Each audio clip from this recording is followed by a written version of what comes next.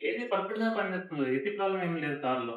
ఏడన్నా నాకు ఎండాకాలం లోపల స్నానం చేసి ఒకటే తక్కువైతుందన్న. ఫుల్ చెమట చెమట అయిపోతుంది లోపల నాకు. అంటే సమ్మర్‌లో ఎక్స్‌ట్రీమ్ హీట్ వల్ల మనకు విండో గ్లాస్ నుంచి సమ్మర్‌లో హీట్ లోపలికొస్తది. వెహికల్ లోపలికి. దానికోసం మనం నానో సెరామిక్ ఫిల్మ్ సజెస్ట్ చేస్తాం కస్టమర్‌కి. ఆ విండో ఫిల్మ్స్ అంతా ఏసుకుంటే మీకు కంప్లీట్‌గా హీట్ లోపలికి రాదు. అండ్ యూవీ రేడియేషన్ ఉంటది. ఇంకా కంప్లీట్‌గా మీకు కార్‌లో కూల్‌గుంటది.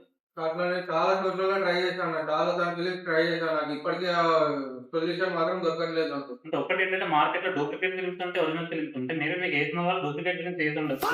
సో, మన దగ్గర వచ్చేసరికి కంప్లీట్ నానో సెరామిక్ ఫిల్మ్ ఉంటుంది. Anti glare film.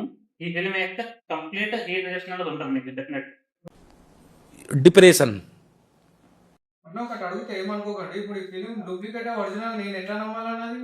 Good question. నేను ఆన్సర్ చేస్తా ఈ క్వెషన్‌కి. So, I have this film transmission machine. ఈ మెషిన్ వచ్చేసరికి ఫిల్మ్ ఒరిజినల్ డూప్లికేట్ చూపిస్తది. Just have a look.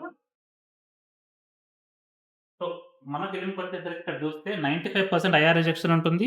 UV rejection 97% ఉంటుంది. వీఎల్టీ 75% ఉంటుంది. As per RTI norms. ఇదే డూప్లికేట్ ఫిల్మ్స్‌కి జస్ట్ 5-10% ఉంటది.